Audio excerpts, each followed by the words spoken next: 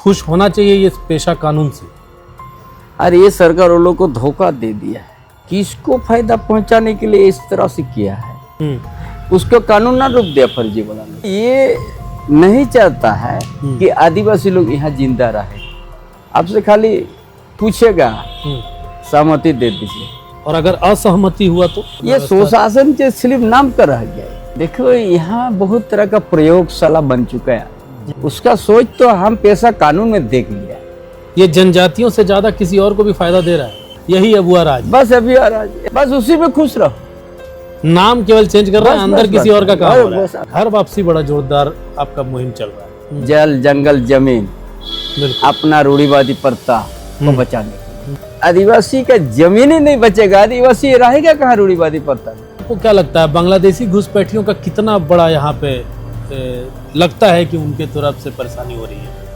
95 तक उस जगह में एक भी मुस्लिम घर नहीं था, आज वहाँ पर 35,000 वोटर हो गए। ये सरकार यहाँ का ना जमीन के लिए कुछ सोच रहा है, ना यहाँ का आदिवासी के लिए सोच, ना मूलवासी के लिए। डी लिस्टिंग का बहुत जोर का चर्चा है। 50 साल पहले है, आज की बात नहीं। लेकिन यहाँ का अबुआ सर का समझेगा तब। वो तो बोलती है हम तो जनजातियों के लिए, जनजातियों के हितैषी सरकार है। 1000 एकड़ आदिवासी एरिया में ले लिया। जिस दिन पेशा कानून ने कैबिनेट ने पास किया उसी दिन दे दिया है हिडल्को को। यहाँ बाजार भी भर गया, बांग्लादेशी लोग, पूरा सांताल पर जनसंख्या आदिवासी घट गया। नहीं तो ये झारखंड के आदिवासी की यही सरकार खत्म करके जाएगा एकदम। क्या सॉल्यूशन है?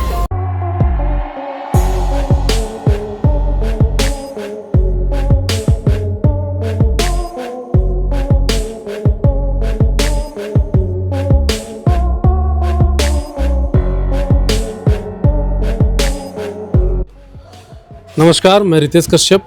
और झारखंड में 6 महीने के लिए मुख्यमंत्री के तौर पर सेवा देने का काम चंपई सोरेन जी ने किया था।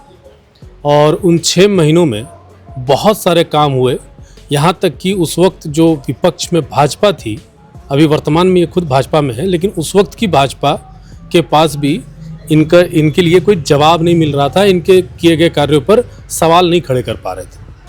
हालांकि उस 6 महीने के बाद क्या हुआ वो पूरा झारखंड जानता है।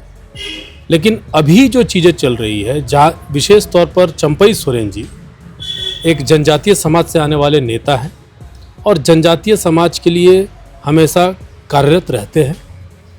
तो हम आज इनसे बात करेंगे, इनसे जानेंगे। अभी झारखंड में एक बहुत बड़ा ही मुद्दा है पहले तो पेशा कानून को लेकर, और उस पर जो वर्तमान सरकार है अपनी पीठ थपथपाई जा रही है। हेमंत सोरेन की सरकार है, उनका कहना है कि उन्होंने पेशा कानून लाया है तो जनजातियों के लिए बेहद ज़बरदस्त काम किया उन्होंने, और उनका स्वशासन विधि जो रूढ़ी जन विधि है, इन सब चीज़ों के लिए वो काम करने की बात कर रहे हैं, अपनी पीठ थपथपा रहे हैं। चंपई जी, सबसे पहले तो आपका स्वागत है हमारे चैनल पर। ये बताइए कि आपको क्या लगता है, सच में जनजातीय समाज के लोगों को खुश होना चाहिए ये पेशा कानून से? देखिए, ये जो गठबंधन सरकार जो पेशा नियमावली जो लाया, ये पूरा जनजाति समुदाय, आदिवासी समुदाय को बहुत बड़ा धक्का पहुंचा दिया है।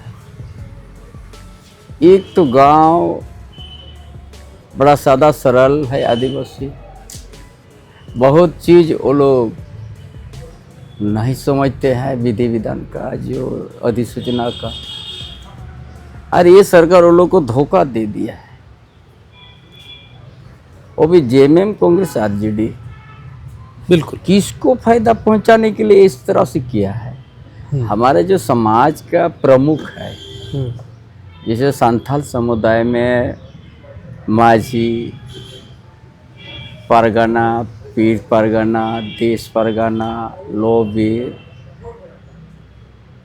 और वो समाज में मानके, मुंडा, डकवा होता है।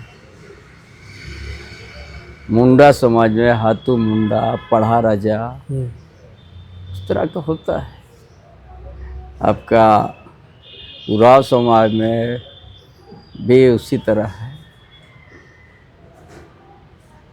खड़िया समाज भी उसी तरह है। मुंडा सरदार जो होता है वो भी एक प्रमुख होता है जी। समाज में। जो गांव में आप जाइएगा तो कौन है गांव का हाथू मुंडा बता देगा कि वो है। वो है, हाँ। लेकिन उसका विकल्प में ऑल्टरनेट ए लाइन जोड़ दिया, बोलता है उनका बाद या विभिन्न क्षेत्र में प्रचलित अन्य नाम के अध्यक्ष माना जाता हो। अच्छा। ये जो रूढ़ी प्रथा जो है, रूढ़ीजन विधि सामाजिक धार्मिक जो हमको संविधान भी पहचान दिया है, बिल्कुल। और उसको समाप्त कर दिया, ग्राम सभा को सीमित कर दिया है। और उनका हमारा प्रमुख का विकल्प में एक दे दिया फर्जी। जहाँ हम लोग कहते थे ना ये फर्जी ग्राम सभा हुआ, फर्जी आदमी है, उसको कानून रूप दिया फर्जी वाला लोग। बिल्कुल। इसीलिए ये CNT एक्ट भी उसमें खतरा पहुंच गया।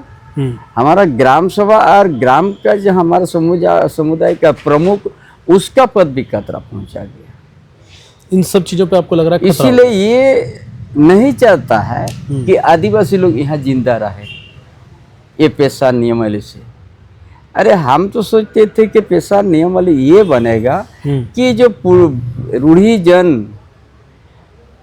प्रथा जो है, जो पेड़ के नीचे हम लोग पूजा करते हैं, वो लोग का जमीन से लेके सामाजिक व्यवस्था उसको सुरक्षा करने के लिए, शक्ति देने के लिए हम सोचे थे। बिल्कुल। ये तो ग्राम सभा को भी सीमित दे दिया है।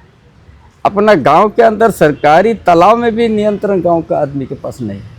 आपसे खाली पूछेगा, सहमति दे दीजिए, और नहीं दीजिएगा तो अल्टरनेट है। और अगर असहमति हुआ तो असहमति तो अल्टरनेट है, या 30 दिन के अंदर उसको मानेगा। मैंने 30 दिन में आप सहमति दीजिए, नहीं तो स्वतः हो जाएगा। और अगर 30 दिन में उन्होंने असहमति दिया तब वो भी फिर भी वो उपायुक्त ही तय कर लेगा। जो कि शेड्यूल एरिया में यहाँ का राज्यपाल होते हैं। राज्यपाल यहाँ पर नहीं है, DC को टोटल पावर दे दिया। ग्राम सभा को क्या दिया है, गांव में भाई भाई झगड़ा होता है, पति पत्नी का झगड़ा होता है, वो सब आप विचार उचार करते सलटाइए।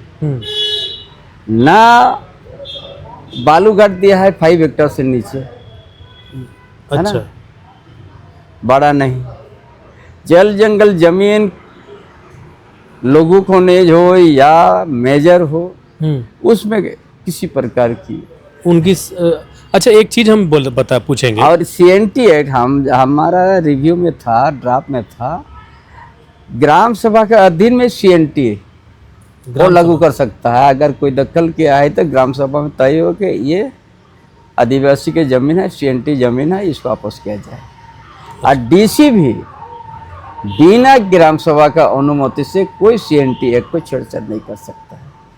ये सब तो पावर राज्य सरकार के अधीन चल गया।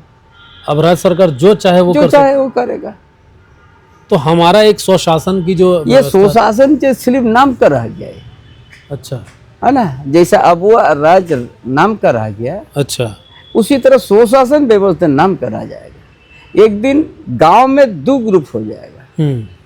पहले हमारा एक ही प्रमुख होता है गांव में, माझी हड़म, प्रायनी, नाइके, कुडम नाइके, गोड़े, ये हमारा गांव का समाज का प्रमुख है हर गांव में। बिल्कुल। उसका विकल्प में ये खड़ा कर दिया। ये सबसे ज्यादा इसी में सारा सामाजिक व्यवस्था चरमरा दिया। एक सवाल है चंपई सर कि जब जनजातीय समाज जब वोट करता है, चुनाव में जब अपने नेता को चुनता है, और जब अपने ही नेता यानी अपने ही समाज से आने वाले किसी नेता को वो मुख्यमंत्री बनाता है, तो उसके उम्मीदें होती हैं कि वो जो हमारा मंत्री है, हमारा जो मुख्यमंत्री है, वो हमारे लिए कुछ करेगा। क्या लग रहा है, फेल हो गए हेमंत सोरेन आपके नज़र से? फेल या पास की बात नहीं आई है। ये तो आप उस समुदाय के लिए आप पीढ़ी के पीढ़ी जिस पुश्तैनी जमीन में, बिल्कुल। पीढ़ी के पीढ़ी वो उसी जमीन में रह के जिंदा रहे। पहले तो उसको जमीन स्थायी अस्थायी मत करो, स्थायी करा दीजिए। वहाँ कोई विकास भी हो रहा है, उद्योग भी लग रहा है, तो उस उद्योग में वो जमीनदाता को पीढ़ी के पीढ़ी जैसे उसका हकदार है तो होशियार होना चाहिए, उसको कंपनसेशन दे के जमीन से मत हटाइए। यदि नहीं चला पाया उद्योग तो उसको फिर आपस स्वतः कर दीजिए, तभी ना ये समाज रहेगा। तो फिर इसके लिए अब क्या योजना है, क्या करेंगे अब आप लोग? मान लीजिए अब ऐसा तो ये हो भी गया। हमारा, तो हम पहले बोला हमारा आदिवासी समाज बहुत सादा सरल है, हमको बहुत ज़्यादा अभी मेहनत करना होगा। गांव में उन लोग को एक अधिसूचना का पन्नों को देता है, उसका अर्थ को समझाएंगे, वहाँ पर बुद्धिजीवी लोग को भी जोड़ेंगे, विद्यार्थी लोग को भी जोड़ेंगे, समाज में ऐसा शिक्षक लोग है उस लोग को जोड़ेंगे, और उसका बाद हम एक बड़ा जन आंदोलन करके इसको फड़ देंगे। एक है इसमें हम पढ़ रहे थे कहीं पे, तो अंधविश्वास को लेकर के बताया गया कि ओझा गुनी डायन प्रथा को समाप्त करेंगे, लेकिन हम अक्सर देखते हैं कि जनजातीय समाज के बीच में मिशनरी संस्थाएं भी काम करती है और चंगाई सभा के नाम पर बड़ा सभा करती रहती है, उसको नहीं बता करके उसके ऊपर कोई टिप्पणी नहीं किया गया, लेकिन डायन प्रथा ओझा गुनी इस विषय पर जरूर कह दिया गया। देखो यहाँ बहुत तरह का प्रयोगशाला बन चुका है झारखंड प्रदेश, हर कोई कुछ प्रयोग करके अपना कुछ करता है, और यहाँ का आदिवासी मूलवासी बड़ा सदा सरल है, इसीलिए आज जहाँ है वहीं पर है। ये हर तरह का प्रयोग यहाँ पर कर रहा है विभिन्न। अच्छा, ये कानून से सबसे समय क्या है? हाँ। मिशनरी का प्रचार होता है, हाँ, है ना, धर्म प्रचार करते हैं। बिल्कुल। सरकार क्या चाह रही है, इस सरकार यहाँ का किस सोच है, उसका सोच तो हम पेशा कानून में देख लिया। ये जनजातियों से ज्यादा किसी और को भी फायदा दे रहा है। यहाँ को जो हमारा व्यवस्था जो है समाज का प्रमुख का विकल्प में ही दे दिया, तब तो आप खत्म हो गया। वो आपका CNT एक्ट में शिथिल कर देगा, आप नहीं कीजिएगा, आपका गांव का मुंडा नहीं करेगा, माझी नहीं करेगा, तो दूसरा कोई कर देगा, उसको कानूनन रूप दे दिया। यहाँ तो आपका अपना जनजातियों की व्यवस्था बची रहेगी, ना तो उनकी जमीन बचेगी, ना उनकी पूरी सिस्टम कुछ बचेगा, कुछ नहीं बचेगा, कुछ नहीं बचेगा। नहीं, ये बोल देगा अबुआ है, हाँ, है ना, यही अबुआ राज, बस अबुआ राज। ये भी जैसे बजट में बोलते हैं अबुआ दिसम बजट, हाँ, है ना, बस उसी में खुश रहो, नाम केवल चेंज कर रहा है, अंदर किसी और का काम हो रहा है। बस अंदर किसी का। अच्छा, आपके बारे में और एक चर्चा है कि आप जबरदस्त तरीके से अपने सरायकेला और तो पूरे क्षेत्र में घर वापसी बड़ा जोरदार आपका मुहिम चल रहा है। देखिए वो अपने आप वो तो हम नहीं कर रहा, हम तो अपना विचार खाली दे रहा है। हाँ, हम वो लोग हमारा विचार से जब सहमत हो जाता है तो वो अपना निर्णय लेते हैं। हाँ। हम किसी को इस तरह के कभी समझाने नहीं, हम इसीलिए विचार हम दे रहा है कि आप जिस समाज में पैदा हुआ, आपका समाज का रीति रिवाज, आपका समाज में प्रमुख कौन होते हैं, ये बताते हैं। आपका यहाँ बड़ा लंबा इतिहास है, बिल्कुल, है ना, इस धरती में हजारों साल से लड़ते आया है आदिवासी लोग, जल जंगल जमीन, अपना रूढ़िवादी प्रथा को बचाने के लिए। ये लंबा हजारों साल का इतिहास है, बिल्कुल, और उसमें CNT SPT एक्ट भी बन गया है ना, और ये भूरिया कमेटी 96 में पैसा भी लागू कर दिया, रूढ़ी जन प्रथा, है ना, विधि धार्मिक सामाजिक, है ना, इसका एक संविधान भी उसको आज पहचान दे दिया है। तो दिक्कत क्या है ये सरकार का, वो सब करने में।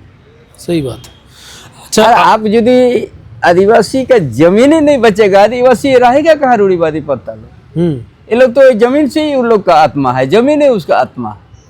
यहाँ एक भी लाइन वहाँ पर उसको कोई जिक्र नहीं किया। अच्छा, आदिवासी की जमीन तो सदा से हमेशा से खतरे में रही है, हर समय खतरे में है, चाहे वो जनजातीय समाज का ज़मीन कोई निजी उद्योग कंपनी ले लिया हो, चाहे फिर बांग्लादेशी घुसपैठियों का मामला में आ रहा हो, जिसमें ज़मीन जिहाद और इस तरह की चीज़ें आ रही है। तो आप तो मुख्यमंत्री रह चुके हैं बिहार मतलब झारखंड के, तो आप बताइए आपको क्या लगता है बांग्लादेशी घुसपैठियों का कितना बड़ा यहाँ पे लगता है कि उनके तरफ से परेशानी हो रही है जनजातियों की ज़मीन? आप रांची शहर है देखिएगा, आदिवासी के जमीन में बस गया वो लोग। माडर जाइए, लोहरदगा जाइए, पूरा संथलपना जाइए, पूरा कोल्हान जाइए, कहाँ नहीं है आपको। कोपाली एक पंचायत था मानगो से सटा हुआ, जब से 95 तक उस जगह में एक भी मुस्लिम घर नहीं था। आज वहाँ पर 35,000 वोटर हो गए एक पंचायत में। अच्छा, अब उनके ही मुखिया बनेंगे, उनके ही विधायक बनेंगे। 35,000 वोटर, और वहाँ का जो खूंटकटी लोग है आदिवासी और मूलवासी, वो लोग 1,500-2,000 है। और कहाँ से आ गया 35,000 वोटर? उनका पूरा परिवार गिनती जाए 70-80 हजार। तो वो लोग का 1 कुंटल 2 कुंटल राशन तो ये आपका दुकान से ले रहा। मैं योजना 15-20 हजार ले रहा है एक परिवार। वो लोग तो बहुत ज्यादा है परिवार।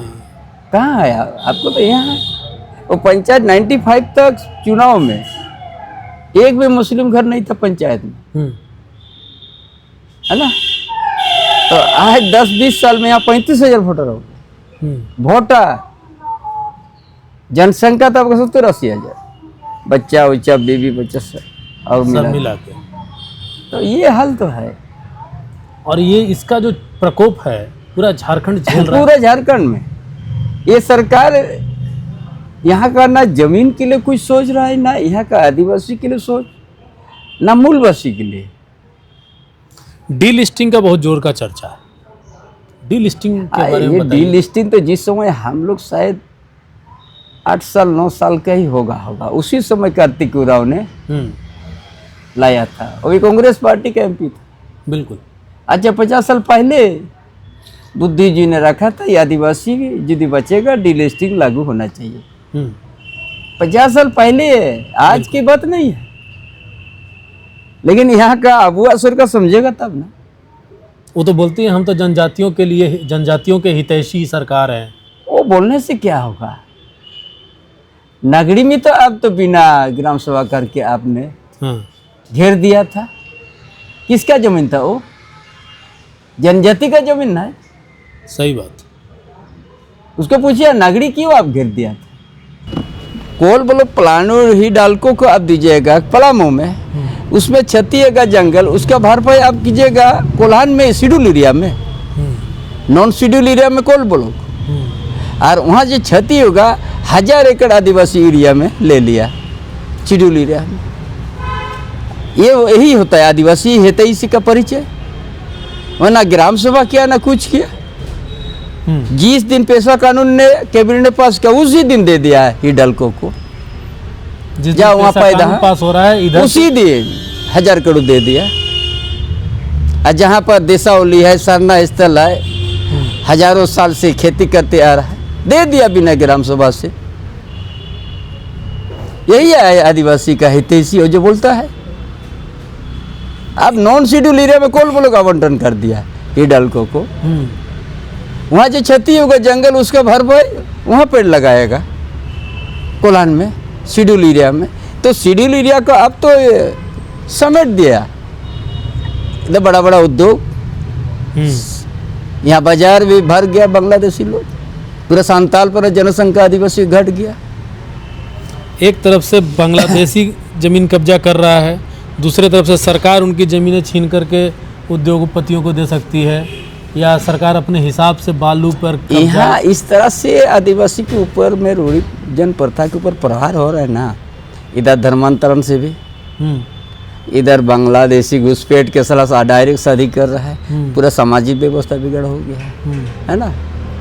कोई यहाँ पर CNT बचाने का इस सरकार का सोच नहीं है। आदिवासी के जमीन घेरने में व्यस्त है ये, है ना।